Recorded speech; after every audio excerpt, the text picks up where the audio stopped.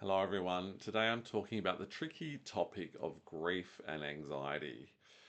It's tricky because we all probably accept on some level that there's going to be emotion involved and maybe some sort of stress involved when we're grieving, whether we've lost a loved one, a pet, we're grieving for a relationship breakup, the loss of something. It could even be a job, it doesn't really matter. Something that we had that felt pretty fixed and certain and is now gone, and there's going to be emotions that come with it. So, is it possible to still grieve without having the debilitating anxiety that goes with it?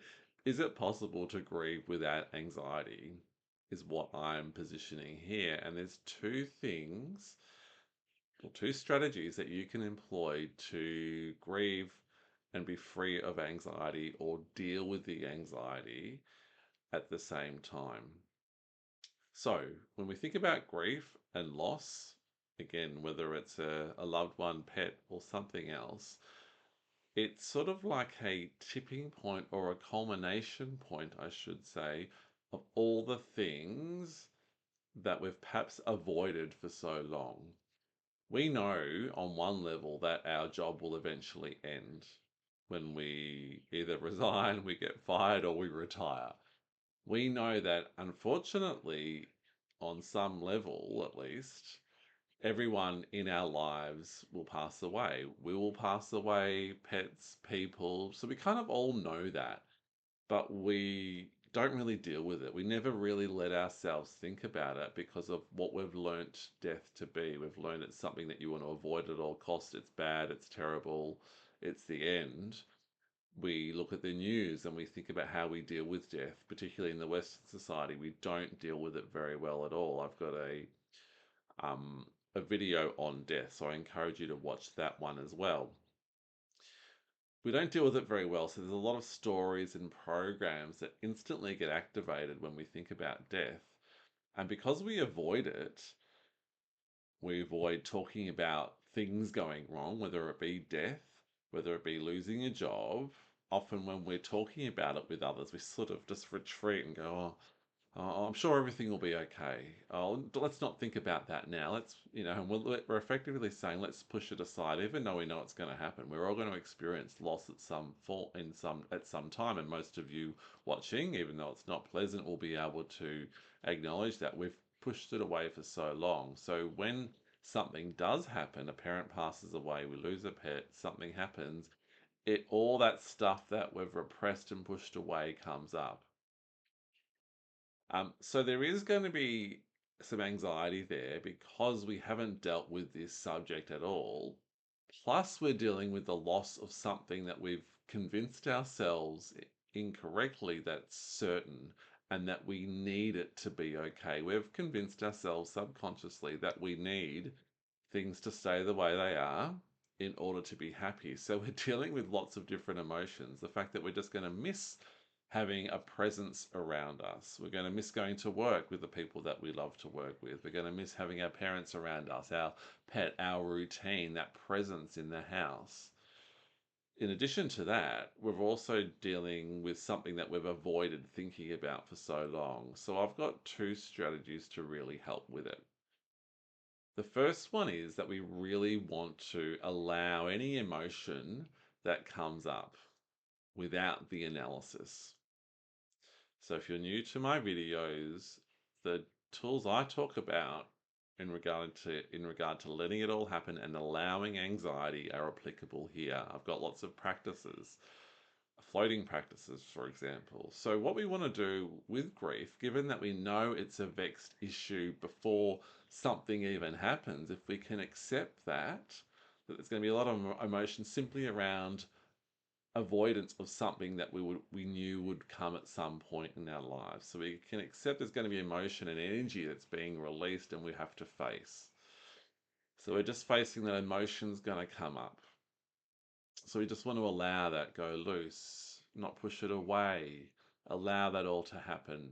Allow the fact that we're going to have to adapt to a new routine without someone in our lives and we're going to miss their presence. And we'll be sad about that, and that's okay. The sadness is fine.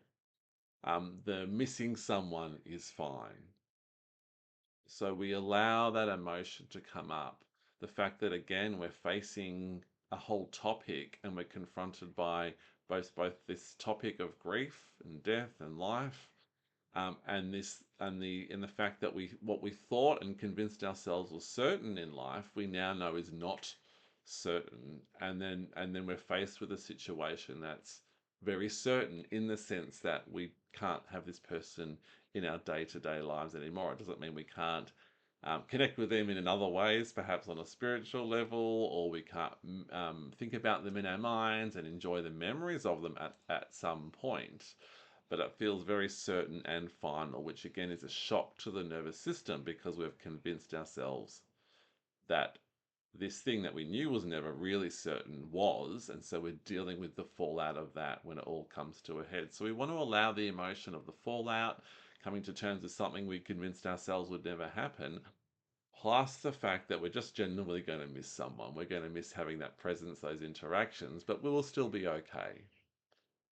So we want to allow all that emotion to come up. Let it all happen, turn towards it gently, knowing that on the other side of that energy release, we will find peace. At certain times, it won't feel so strong, all consuming. We might see a bit of hope. We might, look at the sun, go outside, feel a bit of joy, and we just don't feel as sad, and that's okay. So that's the first thing. We want to allow the emotion, but without the analysis. So this is the second part. The first thing, again, when we're dealing with grief, is to allow all the emotion for all the reasons I've talked about. The the fact that we've avoided even thinking about loss in our lives. The fact that we're going to genuinely miss someone that we care about, for example. So we want to allow that emotion, that momentum that's built up, that's come to this culmination point. But the second thing is to start to notice when we're going into anxiety. So when the story comes, I should have done this, regret, I should have spent more time with them, how will I cope, all the what ifs. What if I should have done something, I should have spent more time, I never said those things that I should have. That's all anxiety. And that's all, again, triggered by sensitization, nervous system sensitization. If you don't know what I mean by that, go and watch the Anxiety Cure series where I talk about the cause of anxiety being this fatigued nervous system. And of course, when there is loss, you're dealing with loved ones, or the administration around the changes that have to happen, whether you're planning a funeral for someone, you've got to comfort loved ones as well as comfort yourself. Your nervous system is going to be more tired than normal, so you're going to be a bit more vulnerable to the emotions that come up. So it's normal that the voice of doubt will come in. This is awful, this is terrible, how will I cope? But that's all anxiety. That's not based in reality. And it's important we start to see where this natural emotional release that comes up with grief, the sadness, loss, um, and all the emotion of avoiding a topic that we knew we would face at some point, that all comes up. We want to allow that, but then gently bring ourselves back to the moment, go loose, allow, slow down when we start to see the mind getting involved in the stories. How will I cope? What will happen in the future? How will this person's children cope? How will life ever be the same again? How will I cope with not hearing their voice? That's all adrenaline related. That's all stress hormone cortisol related. And that's part of the bluff. Even though it's true that we're going to miss someone being around, there will be other things where we can feel joy about. It doesn't mean it's not about caring less for them. The fact that we might even think that we can be happy without someone does not show we care less. It's something that we've learned that if we feel joy, it's a lack of caring for someone. So lots of stuff wrapped up in this whole grief thing that we really want to help ourselves identify and give ourselves permission to start to identify where it becomes anxiety, regret, what ifs, I should haves, I should be mourning, I shouldn't be feeling joy. Um, what if I can't remember them? All that stuff, it's all classic anxiety, all heightened because you're sensitized, because there has been a huge change, but that's all it is. Again, we know that this point will come for all of us at some point with a person, a pet, a job, or something else. So this is a part of life. We are all equipped to deal with this, whether it's something sudden, more expected, it's never going to be easy. And so we want to allow the emotion, we want to slow down and allow the emotion. Go loosen the body, allow it all to come. On my website, I've got a shop, a little anxiety tool shop, where I've got a setback audio guide, and you can use that for grief. Treat it like the metaphor of the storm. Let the storm of fears come up and sadness around the grief that you're feeling, knowing that you'll always find peace at some point the more we allow it. And when we find peace, it doesn't mean, again, we don't care for the situation, we didn't love someone or anything like that. It's just this normal rise and fall of energy and emotions of something that is absolutely a normal and expected part of life. We're not going to pretend this is particularly easy or perfect or anything like that, but we want to firmly identify where it starts to go off into anxiety and really remind ourselves what it is. Use all the tools I talk about on this channel. It's just adrenaline. Whew, that sadness has just become adrenaline, a cortisol.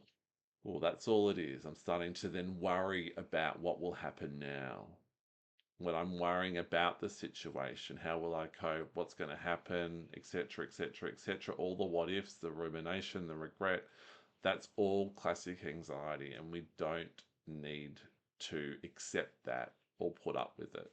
We can accept that it's happening in the moment, that we're just having an anxious moment, that's fine, but we don't have to believe that it's part of grief. We can miss, we can deal with the shock, the energy, this built up momentum of energy around this whole topic, but we don't have to put up or accept that it's normal to be highly anxious about it or overwhelmed by it. We can grieve and not be overwhelmed. We can release the emotion and gently bring ourselves to the present moment. We can accept the fact that we're anxious in a moment without believing that we have to be anxious simply because we're going through a big life event, a big change, because that is all it is. Again, acceptance, finding peace, allowing does not have any correlation to how much you cared about someone, the situation, those around you. That's all there. That's a pure emotion that doesn't get impacted by the energy that we're feeling as a result of the shock of what's happened, or the anxieties because of sensitization, nervous system sensitization, and the fatigue you are feeling. We would really want to start to de-link those pretty early on as best we can. The practices I have will help you do that, particularly the one on the audio guided practice on setbacks. If you sort of put this grief or this difficult situation as a way of thinking about a setback in the metaphor of the storm, we know that the grief clouds are normal. There's going to be missing and some sadness, and that's okay. But we practice with it when it starts to become worry, anxiety, and regret. I hope that helps. If you've got any questions, comments on that, please let me know. But otherwise, I'm sure I'll see you again soon. But if you are going through something, just be extra kind to yourself. Take your time, take the time that you need to allow this emotion at this time to rise and dissipate as it naturally will. I wish you all the best. Take care.